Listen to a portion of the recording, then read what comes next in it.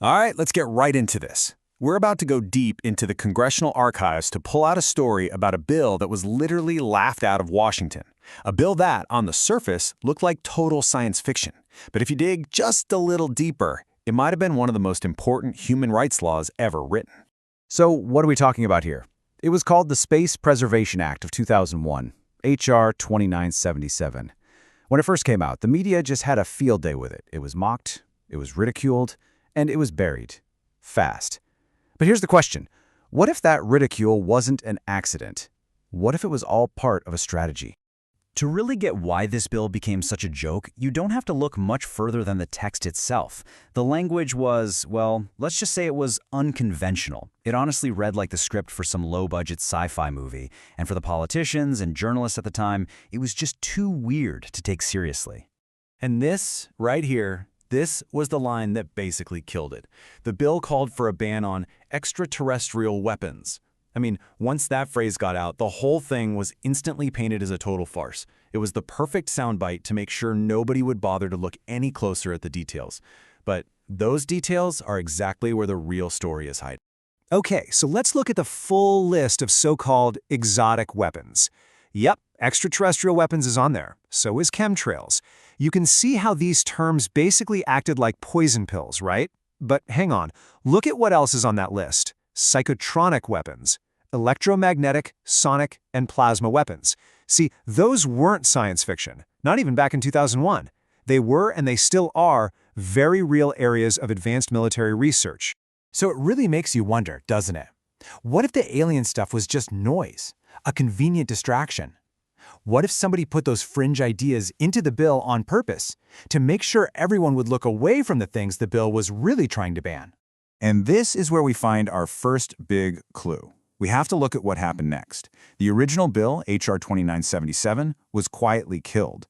But then it was replaced with a new version, H.R. 3616. And when you put these two documents side by side, you see that very specific, very crucial words were, well, they were surgically removed. This is where the story takes a really serious turn. And this table just lays it all out, clear as day. The original bill explicitly called out and banned weapons designed for mind control and mood management. It was written to protect a person's mental health and well-being, and this is huge. It banned the research and development phase. Now look at the replacement bill. All of that? Gone. The whole idea of harm was shrunk down to just physical destruction, and it only banned deploying weapons, which means all the research and development could just continue, no problem, deep in the shadows. This wasn't just some minor edit. This was a deliberate, systematic sanitization. Every single phrase that would have protected the human mind from being targeted by technology was carefully stripped out of the law. Let's just zero in on the most important term they deleted: psychotronic. The bill actually defined it. This wasn't some vague, made-up idea. We're talking about the United States Congress, in 2001, treating this as a real, definable technology.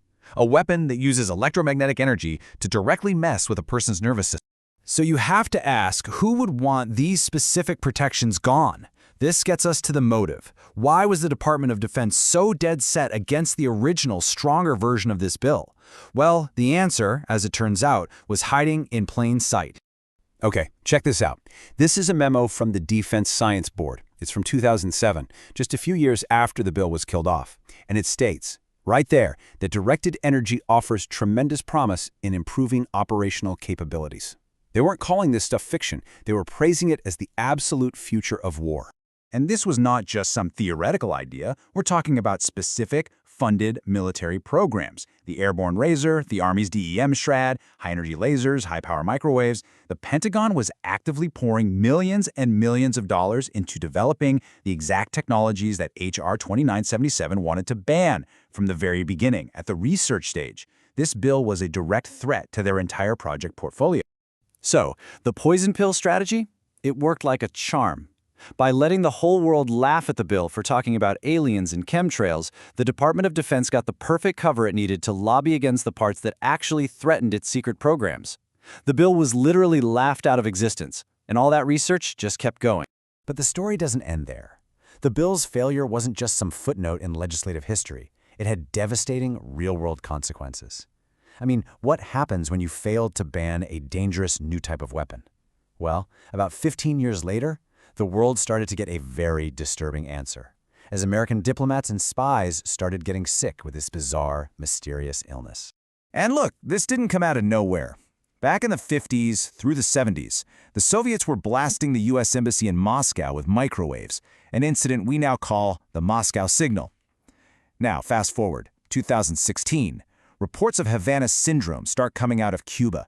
The symptoms? Brain fog, dizziness, intense pressure in the head. The exact kind of neurological injuries that H.R. 2977 was designed to prevent. And just look at the difference in how we legislate this stuff now. The original 2001 bill was preventive. It was designed to ban the weapons themselves. It failed. 20 years later, Congress passed something called the Havana Act, but it's totally reactive.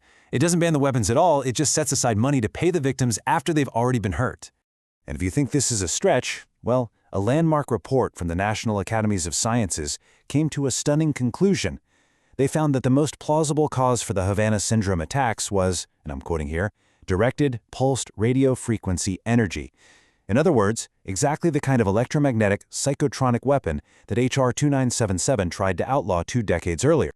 So this brings us to the final, and frankly, the most disturbing consequence of this bill's failure. It isn't just about what happened in Havana. It's about the legal precedent that was set. It's about a dangerous loophole that was created in international human rights law. Remember this? The original bill had this broad, very protective definition of what harm is. It explicitly made it illegal to hurt a person's mental health or their well-being with a weapon. It actually recognized that an attack doesn't have to leave a physical scar to be completely devastating. And now, look at the sanitized definition that actually became law. Harm was narrowed down to only something capable of damaging or destroying a person. By just deleting the words mental health and well-being, lawmakers essentially decriminalized an entire category of human suffering. What they did was create a legal loophole you could drive a tank through. It opened the door for what experts now call no-touch torture. Weapons that can create pain, fear, depression, or even madness. Weapons that can shatter a person's mind, all without ever leaving a single visible bruise, burn, or scar. And that's the question we're left with, isn't it? The story of H.R. 2977 shows us how easily a very serious threat can be buried under a little bit of ridicule, how powerful interests can quietly erase protections for the human mind itself. And it forces us to ask a really uncomfortable question.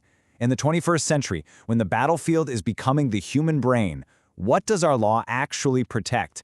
And, maybe more importantly, what does it choose to ignore?